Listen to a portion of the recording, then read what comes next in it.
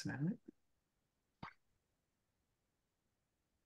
Hi, good evening, Michael Can. This is Anurag, and we are here again at our usual time to discuss episodes 22 and 23 this time Uh, of Awakening from the Meaning Crisis by John Vervaeke. And the topics will include today um, Romanticism and Hegel. We have the I two think 23 and 24, and 23, 21, 22 we covered last time. This is 23, 24. yeah, Thank yeah, you. I yeah. stand corrected. Okay, so this was interesting. We are working our way through the history, and I was couldn't wait, but I peeked ahead, and I think the Cogsci stuff starts in 26 or something, right? Very soon we Yeah. get to his own work, and I'm eager to plow through the next 4 to 6 and get to that. But I think this is a necessary foundation for those. So I think we need to go through this to prepare ourselves for jumping into the deep end of Vervaeke's own thinking. So let's see. So Romanticism. I'll open the floor as always and see which of you want to tee up the episode 23. So the most Uh, powerful metaphor that, well, I the most powerful metaphor that I experienced out of 23 was the two different schools of thought. One being that the mind is a blank slate that is taking in sense perception, the impact of the senses, and is being written on Yeah, or painted on by reality. And then the other school of thought, which is no, it's the other way around. You don't ever encounter what's out there. It's unintelligible, and the mind is painting onto that essentially blank canvas out mhm. there. You're projecting onto it, and Vervaeke says they're both wrong. Yeah. That's how I would, if I get my way, that's how I would tee up the discussion this evening, is around that metaphor. Yeah. now, did he was? Let me make sure I'm on the same page here because I remember that part. But didn't he illustrate that by saying that you had the rationalists, the Cartesian ultra rational, and then you had the reaction to that. There's a romantic movement, which was this kind of hyper emotional, ungrounded spasm of indulgence and feelings is the only thing that matters. Is that what you guys heard from that part Yeah. as well? Yeah. Um, yes, I think that you're right, Cam, about that framing. I mean, I Okay. think that's what he was basically talking about the whole time. I, Um, I saw this as a build-up from the previous one where the split between mind and matter continues to go deeper, with someone like Descartes saying, it's all in the mind, and Kant also then coming back and saying it's all in the mind. And for you to understand, you have to really go deep, and the mind will impose reason to make sense of the world. Well, that's how I took it. but that I also think it's very interesting when they're talking about math. He's talking about math a lot here, Yeah, right? yeah, yeah, And how the Cartesians' view is that math is reality, right? But then we have Kant inserted into was that later? Is that where yeah, we yeah, go into, yeah, yeah. right? You're right. You're right. Because he's like, yeah, that's not how it works, um, at all. But I think that part of kind of the overview for me about this is he's showing this sort of train wreck unfolding, right? This is, I think, what this last two episodes are really Yeah, about is yeah, is yeah, is we're seeing the train wreck of when you no longer have a grounding in certain methods of transformation that include connection to the world in certain ways, your body and processes that you share with others, then all you have is propositional statements that aren't grounded in anything and that don't have a process attached to them. And I think this is where the train wreck is really coming off the rails, right? The train is coming off the rails here. Because what you're doing is you're spinning around in a self-proclaimed universe that doesn't connect. Is that you guys? Is that yeah? Okay. So it's becoming either too abstract or completely untethered from reason, like a romanticism view being it's all intrinsic intuition, and ultimately Nietzsche even going so far as to say will to power. Yeah, right. You can impose your will on the world, and that's how you structure the world, and reason doesn't play a role in it.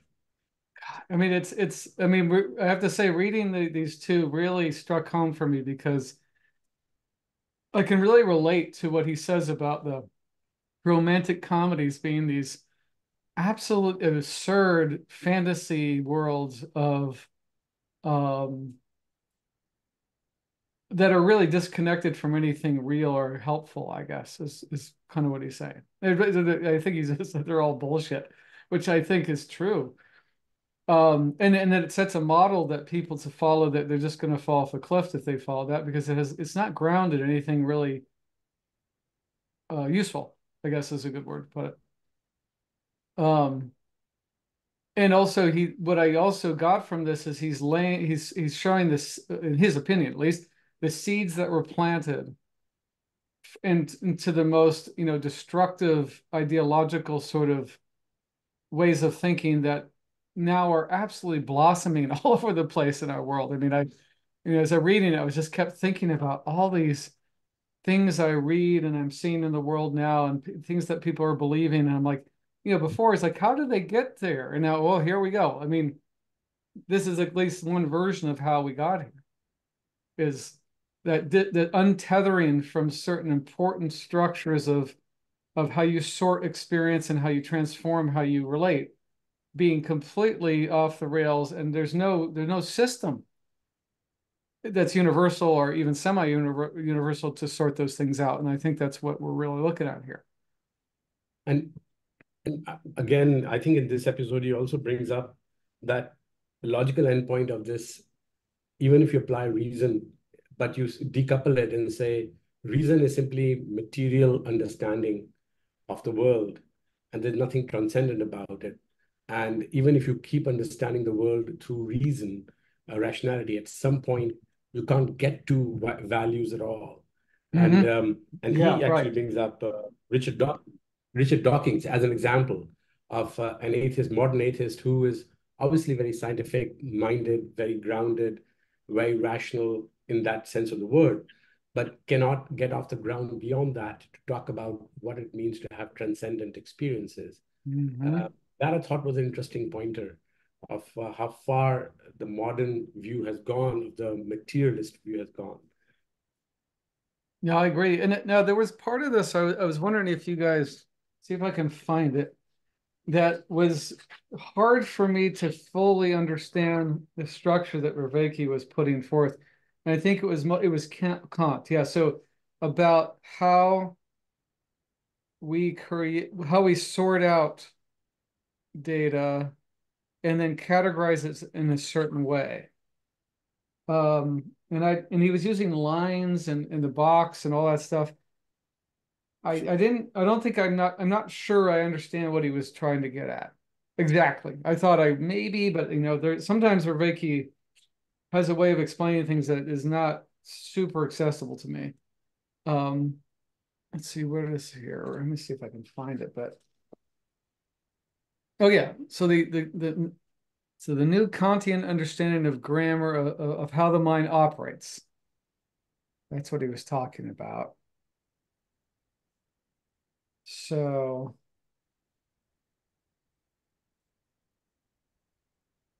oh, yeah, okay. So my mind is filtering and imposing a structure. So this is part of his discussion about, I guess this is discussing in more detail, maybe the two sides of that Cam started us off on, right? That's right. You're right. Okay. But he said that part of the structure is how most neuroscientists actually still agree with what Kant said about how things are sorted. And one thing I'm having a hard time with is that because I'm having a hard time relating to exactly how he structured it, I'm kind of defaulting to other things I've read recently Yeah, about that. me Yeah, too. yeah, Right. yeah, I agree. I agree. So it might be, I feel, I feel the pain too, Michael. He's doing such a meticulous job, and he says several times, he's like, I'm having to cut through. Like we got an hour to talk about Khan, and I'm Yeah. having to cut through a whole bunch of stuff. It's too much. I don't think it's for me anyway. I'm happy to play however you guys want, but I am inclined to just go right at the issue as we understand it amongst ourselves, and then go back and listen to our own dialogue. Like I'll go back and listen to it when I can reflect on our own articulation of how we think we experience that correspondence, or however you want to. Like I said, that if you guys want to do a different metaphor, I'm open, but the Yeah, two me too. Me too. canvases seems like Yeah, a workable metaphor, and just simply talk about, I would define a few terms amongst ourselves, never mind what Vervaeke says for the time being, and Fair then come enough. back Yeah. and see how our dialogue lines up with his text and his way of pointing it out, and see if we can make any better sense out of yeah, it. What do you yeah. think of that? You Yeah, no, introduce the I frame, agree. go for it. Yeah, So let's that. though I would love to start with this term that he uses, which is, and define it for ourselves, intelligibility. What does that mean to you guys? He uses it quite a bit. Hmm. Okay, can you give us some examples of how he uses it? Because I kind of halfway remember what him using that. Let me just do a quick word search here, and I'll find a. I think about it as the world seems intelligible. Hmm. Like you Hmm. guys, this seems like an intelligible phenomenon occurring here before me that I'm participating in. Oh, what does that mean that it's intelligible? That's the question. If you were to try to tell me, Well, I mean, I think that well, I'm just going to speak from what my reaction is to that, is that there is an infinite number of facts before us. And so in some ways, I mean, in one hand, you can't make sense of the whole of existence. You have to choose certain things to orient towards and focus on, which excludes others. I think that's part of why you can't really perceive the whole of existence all at once, or out. I mean, you're never going to be able to because there's just too much. So you have to choose a kind of an orientation about how to sort and categorize and orient yourself to what you're experiencing, right? so is it? This is a rhetorical question. Is you said a choice? You have to make a choice, and I don't feel like I'm making a whole lot of conscious choices. Well, there's no, I think, well, I'd say your subconscious does that Okay, mostly, right? Mostly it's your subconscious doing that. which The is the bottom up. So he talks about bottom up, top down, right? So bottom up means your body, your subconscious orienting, making decisions, processing a massive amount of data, and then making decisions for you mostly about how to orient, about what that so whatever what's happening around you is processed by your body, and it makes decisions, it's very quickly about how to orient your physiology and therefore your psychology towards those perceived, that interpreted data. I'll put it that way. So the nervous system has an interpretive schema that it uses, that you're mostly unaware of because you can't look into the black box. It's happening. So all you can really see is the results of its decisions in your physiology and the orientation. Now, I'm not speaking from Vervaeke directly here. I'm talking about the neuroscience I've been studying in the last 7 years.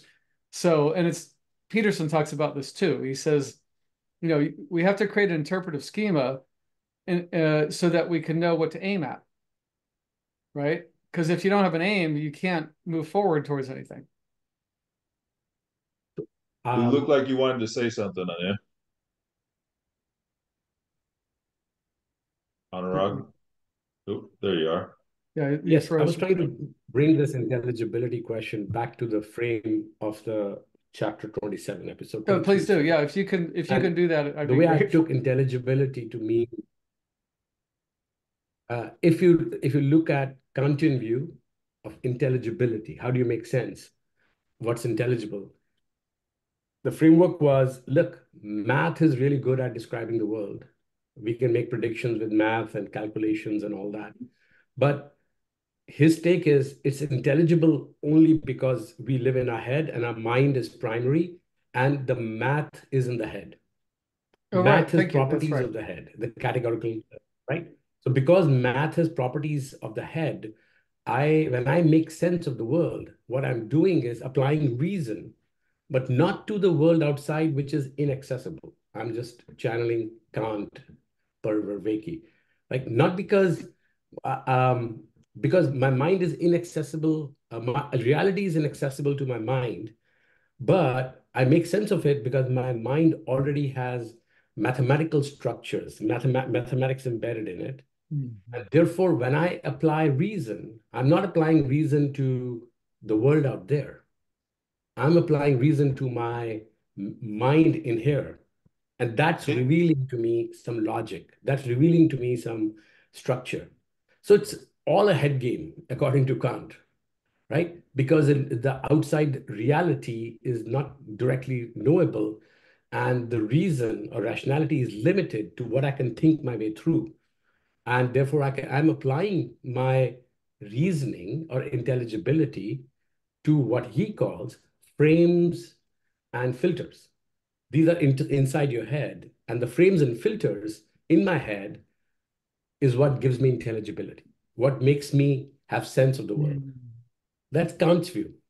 And then That's the Kant's view. opposite side, the romantic view is that, you know, the opposite view was no, it's the world is like empirical and then romantic, two separate. Empirical view was Locke and others that the world is as it is, and we apply reason to it Right. as propositional knowledge, nothing else, just material propositional knowledge. So on a blank slate of world, we apply the objective truths by applying reason and generating propositions, and that helps us make sense of the world, which is the opposite that the reason is to be applied to the world out there, but as an abstract, right? Romanticism comes up and says, you know, we can, which is a variation of Kant, according to Vervaeke, because he says, oh, Kant says, it's all in the head. Romantic notion is you can get more in touch with the world by intuiting, by going deeper into the layers of the mind.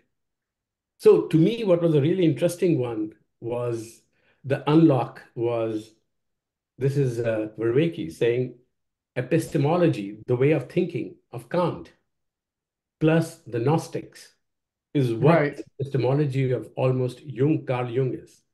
That's Which amazing, is like actually. you have Yeah. to go inside your mind, figure out the layers of mind, and Gnostics are about spiritual uplifting by understanding the powers. So it's very interesting. He thinks that you have to understand Kant and Gnostics together to start making sense of where Jung is coming from, which is a head game. But he obviously doesn't talk about Jung right now.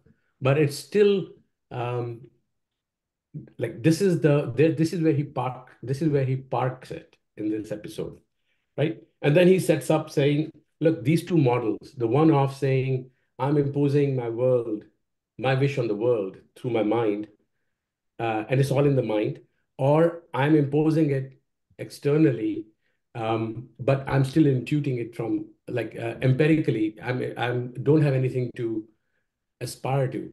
Empiricist view versus romantic/Kantian view are the two opposing schemas he's saying. And he's saying both of those we leave this idea of transcendence in a wrong way, and rationality doesn't play the right role. He doesn't solve for it by saying what's the right way, but he says these are limited for these reasons. So He both are limited, uses right? Nietzsche as an example of why, if you try to bridge all of this crap, you come up with this idea that You just need to have will to exert on the world, and the world will bend to what you want. I see. So that was so he showed those contrasting mistakes, Kant and Romantic. Cartesian view, right? Yeah, yeah. And then Cartesian that slash empiricist view, which is the outcome of that. and Right? that's where we segue into episode 20 or lecture 24, which is the Nietzsche and Hegel both Yes.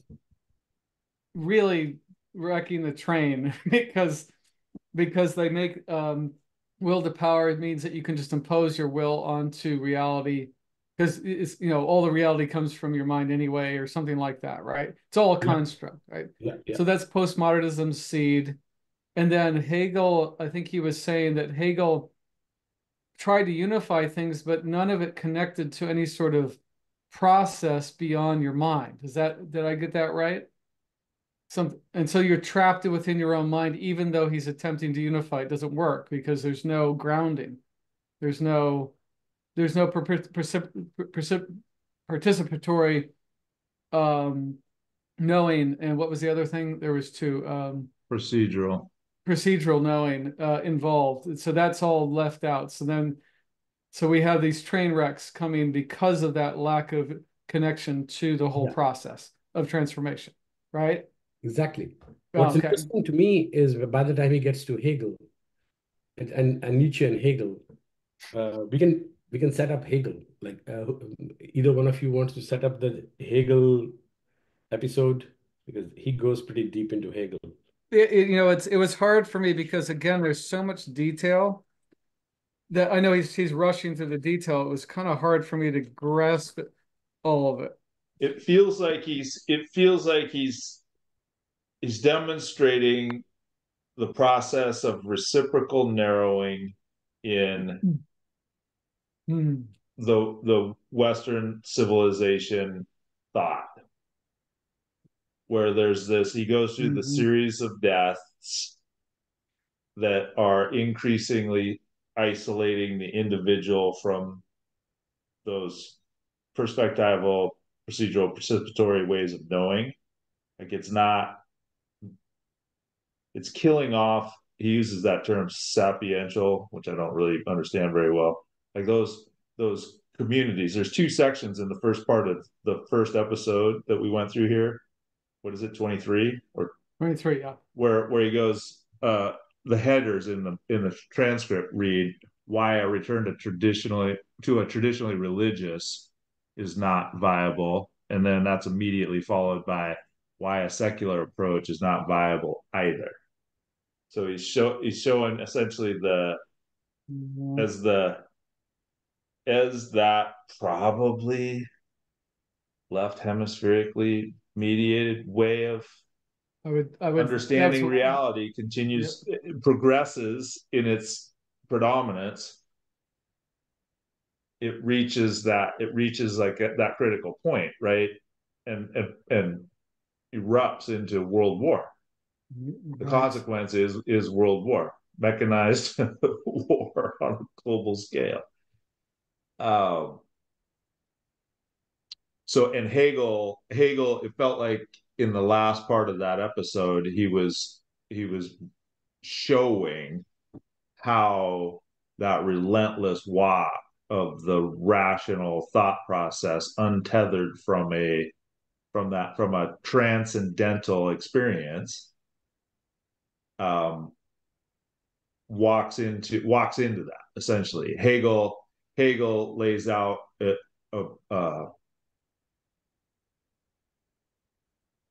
he basically sets Nietzsche up. It feels like he gives Nietzsche the pieces that allows Nietzsche to take his run at it. And I think it was Hegel. I didn't understand. I thought it was Nietzsche that said it, but I think I understood in that episode about Hegel. He says Hegel's the one that said we need a new mythology, and it's going to be the last and final stage. And and not Nietzsche, but it's interesting that the Hegel chapter, I'm just going through my notes, is where he calls it the last utopia, the last Yeah, attempt at religion, right? The Yes. last Right. religion called utopia. And he actually has a chart side by side of how mythological understanding of religion, going from father, son, the incarnation, to Son, Father, the reconciliation, to Holy Spirit, agape and God. He draws that. And then he compares it to philosophy of reason, where Hegel is trying to create a new version of that mythology with reason as its center.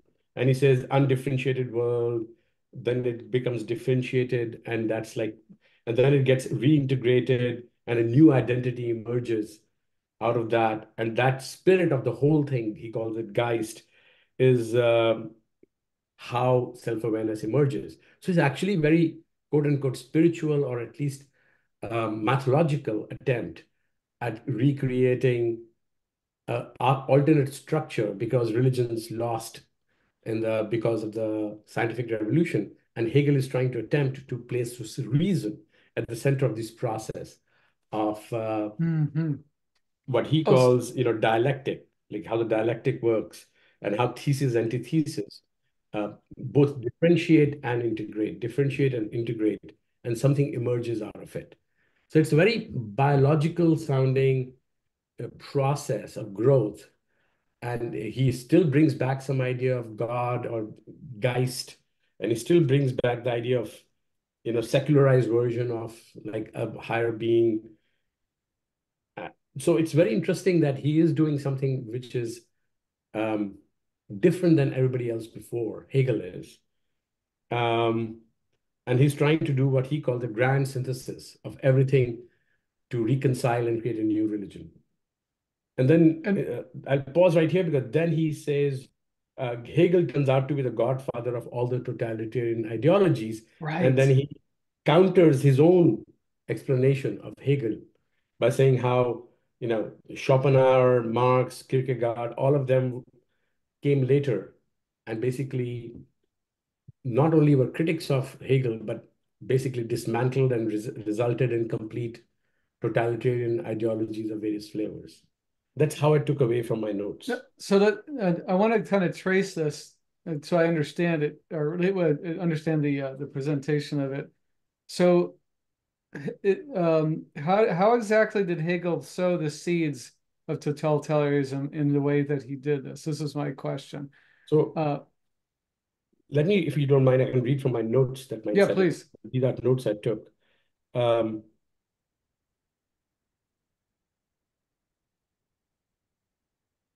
so first, he's trying to say that what's emerging is internal complexification of the world. And he calls this Geist as the internal development where idea, counter idea, thesis, antithesis increases the complexification of the world we live in. And it is an ever-growing loop, spiral loop. And his philosophy has a God, a purpose. And he's saying that the history is moving towards this purpose. So before Marx, he's the first one saying history is moving in a particular direction, a positive telos of history that is going to reach towards idealism. This process is going to result in some ideal utopia. Oh, that's what Hegel thought. Yes. And that's Oh, why he's wow. saying this Okay. process I is going to see. develop in a way that it will reveal a ever higher complexified God, or what he called the purpose. And the process is going to be powered by understanding and moving from understanding to rationality of reason. And he's using principles of living systems to make sense. And he's talking about this mythology that comes with it. The only trick is that for it to work, you have to believe that this process can be controlled, mastered, and implemented. The utopia can be achieved. Yeah. This process can be guided. And that's kind of the problem of when people start saying, okay, if Hegel wants to reach this telos of ever improved complexification, how are we going to get there? And Nietzsche and Schopenhauer were saying will to power. Few people, the Superman, I who know see. better than the masses, we know better, we will will ourselves into an ideal state. Oh, so and then what's missing is the components of transformation. It's like he's halfway Halfway. there, Hegel, right? But he's missing parts.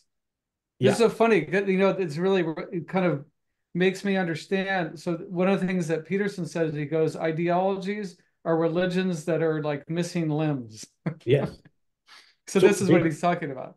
so there are three critics of Hegel, which each of them spawned their own totalitarian ideology. But he says Hegel came out and said, sorry, Hegel's critics Nietzsche and Schopenhauer said, okay, to achieve this wonderful utopia, the new religion that we are all aspiring for, will to power is like the iron fist to get there. And Yep. Kierkegaard said that all beliefs are completely nihilistic, right? There's no perceptual participatory knowledge. There's no path to agape or personal transcendence, according to Mhm. Kierkegaard. And therefore, even if you get to these truths, they're not going to change anything. So that's a dead end. Like literally, that's a utopian dead end. And the Marx says, okay, I understand history is being driven by economic necessity, not reason. So he substitutes from reason to economic necessity. And now he says, okay, religious is a utopia, like a opium for the masses. So now we know, and now the my version of rationality is going to drive the historical imperative, the utopia that is ready to be made. That's the Marxist view of totalitarianism. So basically, all of these variations of attempt at religion in the new world of materialism, the split between materialism and idealism, result in some scientifically, quote unquote, huge quotes, scientifically defended view of rationality in which all power is given to some people to impose a higher order utopia as if you're trying to reach God. And this is incredible because the model that he talks about of transformation from the past was participatory in the community. So there wasn't an overreaching person dictating. It was a Hegel's group view. effort, That's the Hegel's right? view, right? Yeah, interesting. And in the final part of this episode, I think the summary is that Marx is completing Hegel's work by offering a method of participating through call to arms, Yeah. Mm-hmm, right? mm-hmm. To have a socioeconomic revolution simply by brute force of will to power to achieve a secular utopia, not a religious one, Oh. and claiming that this is going to be the end of history. Oh, wow, yeah, it didn't work out too well, did it? I know. I know. And Wow. particularly it doesn't help you with the meaning making either, because if now you are ideologues who are trying to make meaning by this project of achieving what history is intended to achieve.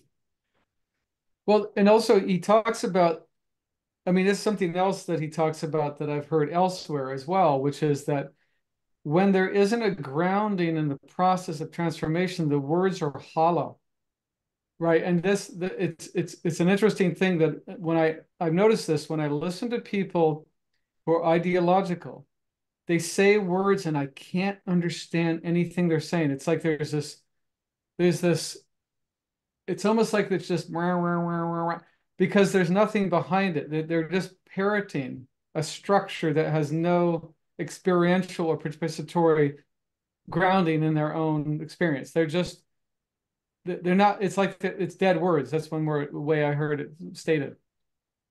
Empty dead words. And that's exactly what I heard, I understand happened during like the communist revolution in Russia.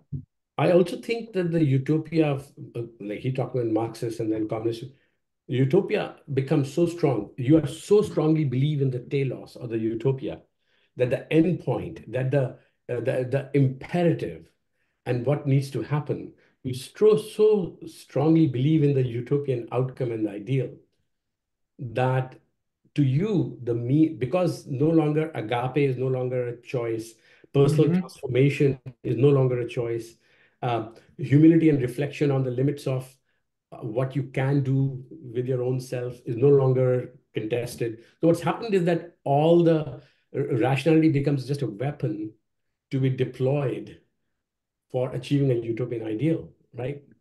So God, it's so, totally. I mean, that's why I think today's ideologues with wow. Marxist historical frameworks are so clear about their conviction in the outcome Yep. that will to power is all they are expressing.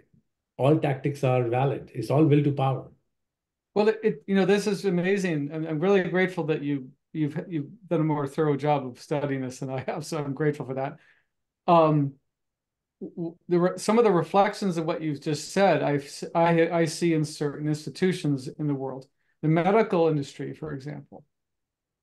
There's the same essence there where they say we have this rational approach to health that cannot be contradicted because we have the data. And it's like, meanwhile, the country's falling apart. People's health is worse than it's ever been.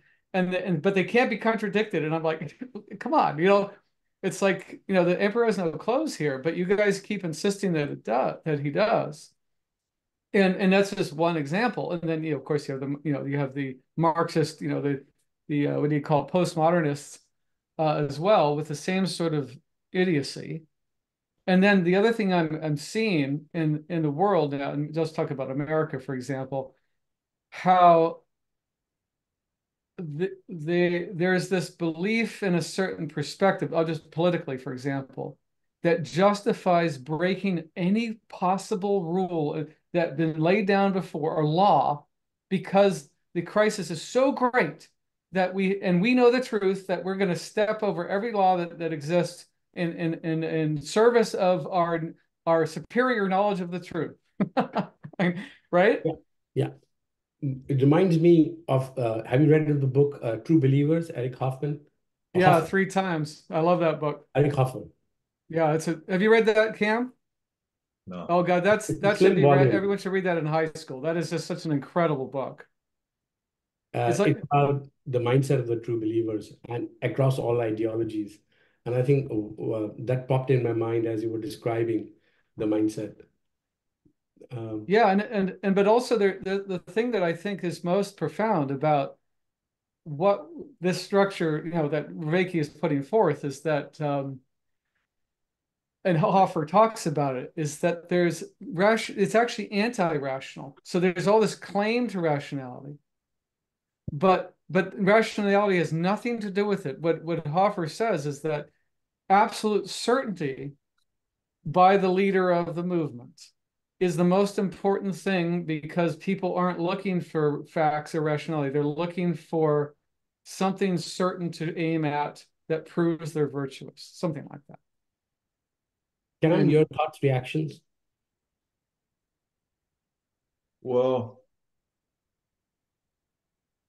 thanks a lot, you guys, for putting all that out there. As you were talking, it was reminding me, I think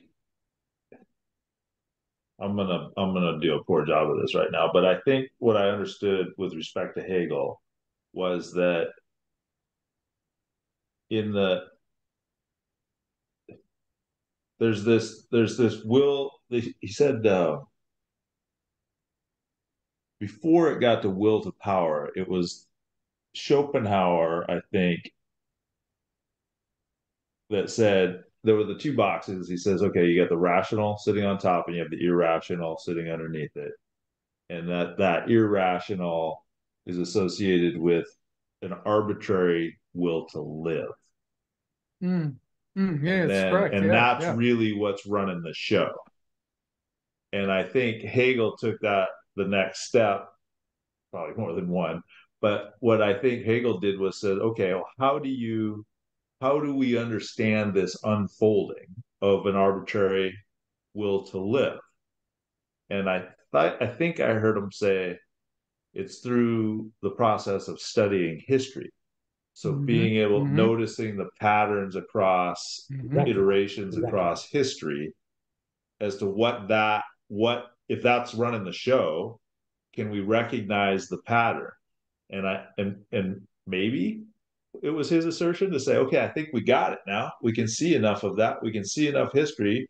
And this is the final step of the rational coming back over the top for the last time and moving into the promised land. And we can actually get there, everybody. Mythology of reason. He creates that. Hegel does. Mythology of reason, is that what it is? mythology of reason, according to Hegel, or at least according to Vervaeke, describing what Hegel is attempting to do. What is the word? Mythology? Mythology of reason. What's mythology? Mythology. Mythology. Myth. Oh, mythology. Oh, sorry. Sorry, mythology. Yeah, no, that's just, Whatever. I thought it was, there's so many words in this series No, that I don't like have to look up, you know, like even sapiential, which I've looked up 3 times and I still can't remember what it means. So mythology of Doesn't reason. it just mean amongst humans? I think so, but I'm not sure. Making sense of it is what I took away. Is that right? I don't know. So mythology. Okay, so that's helpful. No, Cam, that was a good thing you pointed out. The history being the frame, the way to understand. Yeah. Of course, you know, the thing that really, well, as I was reading this and as we're talking, I'm like, you know, I always wonder this. You know, what am I missing, or what structures do I not have solid within my own orientation that is, you know, leading to my own ruin, you know, as I live my life, right? And especially as Vervaeke's, you know, when he was talking about, you have to have a structure. So you have psychotechnology nested in a ritual, nested in a community. And I keep thinking about that, going, you know, I hope that I'm in going at least in that grain of direction in my life. But I've never really had that. That's the thing that really struck me when I read it. I'm like, Jesus, no wonder I've struggled so much in my life, despite, you know, there was other problems in my beginnings, which were awful. But on top of that, I don't think I've ever truly seen that structure in action in any coherent form in my life. But he So describes. does it seem to you that that is what we are restoring right here, right? Absolutely. That's why when I went to the workshop last summer, I was like, you know, when I heard that it's a discussion between Rafe and Peterson, and what Rafe talked about he was doing, I was like, oh my God, this is what I've been looking for. And I do believe that's what we're doing. And did you guys get the email about how Evolve Move Play has weekly meetings on Wednesday morning? Yeah, I Did haven't you been get? able to make the Wednesday morning ones. They've got a couple new formats going. I've been able to make a couple evening calls now for 2 or 3 weeks. Did you do the one with Kyle? Is that the one that you went to, or? I've done two with Kyle now. Yeah, I think I may restructure my schedule so I can do the Tuesday evening, because the morning is just the wrong Yeah. time. I mean, if it was at 8 or something, maybe, but it's like it's just too late. Yeah, it's And in prime time. Yeah. yeah. It's I mean, I'm really they're having a hard time because it's a global community. So they got I it, like see, there's gonna be a bad time for somebody. for somebody. You cannot escape the tyranny of the time zone. That is, well, you know, I guess that, you know, maybe, by the way, I think they're doing this because I suggested it to Kyle. He actually talked to me about marketing and all this. I said, Good. Kyle, you got to keep people in the loop, because everyone just drifts away. I mean, because we don't have a structure. And so I think that's why it's happening. But I think maybe I'll talk to him more, because I'm in communication. I'm going to say, I think you need to try to create time zone specific times, and instead of trying to please everyone, and then do your best to have them for different time zones Oh, somehow. I mean, interesting. It would because as I'm listening to you say that, I'm thinking about that principle of subsidiarity. So here we go. Here come the little chapters, the time yep, zone specific chapters, and then you're going to have a delegate from those, the guy that's not working in the corporate world out of the group that joins the 9 a.m. Wednesday it's thing. right. Would be This is Exactly. funny. in case you end up going, it'll be helpful. And more importantly, if some of these are recorded, I would be happy to join. But I want to have somebody else vet it before I invest time. That's my sadly selfish view here. Well, I'd be glad to do it if I could. I mean, I was going to try to make it this yesterday, but I was just, I was going to just do it for an hour, but I was like, God, this is when I get to work Yeah, and I yeah. have to handle all these things. It's like, it's just not going to work. The Tuesday evening might work. That's at 6, I think. So So that, coming back to the yeah. topic, Anyway, yeah. I had an interesting observation just listening to the fact that empiricists who have done a fantastic job actually of building up the science in the last 300-400 Yeah. years, and stems from the Lockean view that reality is out there and we can apply reason to start having better understanding of the phenomena out there and the error correction, etc. But they have relegated the question of consciousness and transcendence and meaning. And the dead end of that, perhaps, is Richard Dawkins, where, Absolutely. right, where, by the way, I've read everything he's written, and I am a huge admirer of his work and his defense of many rational practices and so forth, etc. But I've also observed that his best work, when he tries to, his weakest work, when he tries to bring transcendence to his work and says, okay, it comes down to what he calls, the sense of wonder by looking at the universe and sense of uniqueness that we are here for a short period of time. So he's pointing to the sense of wonder and awe in the scientific worldview of how humans are so precious and rare. And he's using that as kind of the what to aspire for if we are going to have a shared view of humanity and a community. There are a bunch of things he's done, but that to me is kind of his best attempt at creating meaning beyond the selfish gene, beyond the explanation of how the evolutionary processes work to create us, etc. What's interesting, however, is that it was all fine and intellectual and cerebral because of the recent culture wars and cancel culture that's happening in the last few months. He has come out and said that this is interesting, I'm culturally a Christian. What? Oh, I didn't know that. I didn't. Oh, really? This is Richard Dawkins. Right. Whoa. So he's not saying he's an atheist. He has written a book called Power Yeah. of Delusion. So if anybody with bona fide credentials of being an atheist, Richard Dawkins would be head of that. Yes, he'd be the Right. president of that So what's group. interesting is that, and why? Because he found himself at the tail end of trying to defend all sorts of behaviors and all sorts of activities that were so far from the civilizational norms and spiritual health of human beings and what makes sense, right? That he could not defend it just using his scientific frameworks anymore, right? So he had to come back and That's fall back on some frameworks that allowed him to have a moral explanation of some certain things. And for yep. him, obviously, that was Christianity. He's in a Western civilization.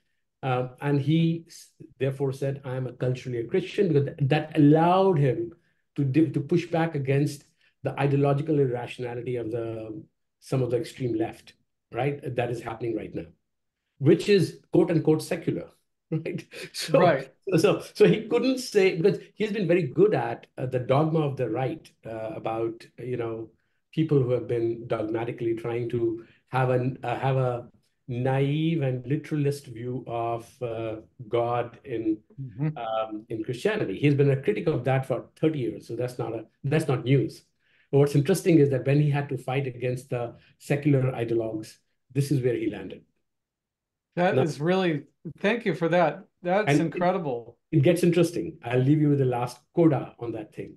So Jordan Peterson reaches out to him and says, you're the last rational being standing in the tradition that you come from. Yep. Let's have a I've, talk. I, yeah, I Let's have a talk. actually heard him talk about Dawkins recently and said exactly that. And he also described in detail, in his opinion, the places Dawkins refuses to go. Like he said he got to a certain point. He even created the whole concept of meme. And Yeah. then he said he looked over the edge and said, I'm not going over there. Meaning that he would have to end up in the meaning world. Yeah.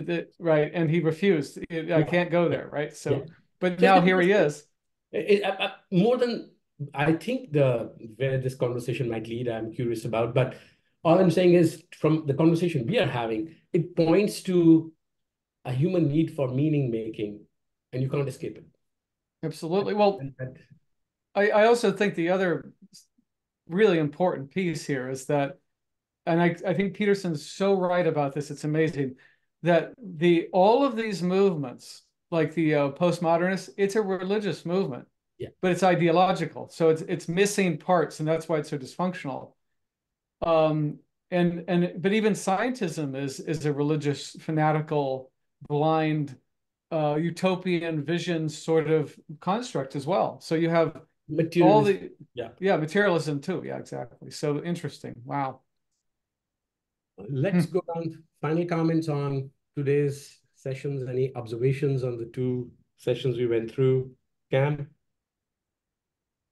Well, I'll go back to the blank slates, the two blank slates that I tried to start with, and say I understand intelligence as information plus a list of viable options associated with the information. So there's a fact or an accurate description of reality, and coupled with that, that's information. And then if you can couple that with possible actions, viable, that's what viable means for the body, including the mind associated with the body, then that's intelligent. So it's intelligible to me.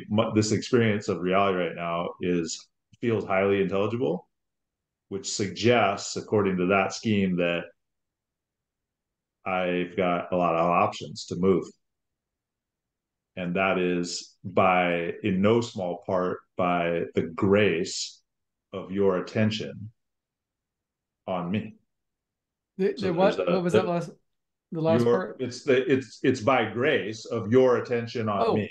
Without the careful attention that you are offering, that intelligibility is diminished. That is the subjective experience over here. So then I don't know where that goes, because Vervaeke's saying that both of those were wrong, that it's not expressionist, that was the romantic, it's not coming in out onto exactly, and it's not exactly just coming out in. I think he gets into the relational, but he didn't spend much time on it in these episodes. So I wanted to say that, and then I also just wanted to point out that there is something really right about that thing that I think it was Hegel was saying about the way to understand where life is going, I guess I'll say, is to study history. And that's exactly what the three of us are doing here. Like we're spending, just in those last few moments, I'm thinking, I'm really meticulously, with your help, trying to recognize these names and associate meaning with them to help understand how did I get to this moment of intelligibility. Mm-hmm. Or even the frameworks in which we all live by are being outlined by Vervaeke in this course, which I think is really incredible. Explicitly, yeah, he's doing. Yeah, I mean, we haven't arrived at any of them yet. Let me remind you. Okay, so this is just the setup. This is just a 2 or 3 history of ideas. Wow. No, I'm just trying to point that out because this is a setup. Go ahead, Michael. Oh no, it's I'm good. I mean, it's just very very interesting process that we're going through here. Because we're all spending quite a bit of time on this too, ultimately, which I think is worth. I think it's totally worth it, because I still am seeing a continual shift of improvement in my existence due to our meetings and our focus on this material. It's definitely helpful. So my observations are, we are going through the heavy historical stuff right now. And as I was looking ahead, the next 2 chapters are where the turning point is, at least going from the historical review, according to John Vervaeke, to his personal perspective. And the next chapter or next episode is called The Clash, where I think all the things come to a head, so to speak. And then the chapter after that is called Cognitive Science. And that's where, like, he starts laying the groundwork of modern view of sense making according to him, right? So I think we can hopefully treat chapters up to the next one as bedrock before we get to his sense making mechanisms and his work, and that would get exciting and perhaps even more difficult, but that's what it is. Okay. Wow. That's exciting.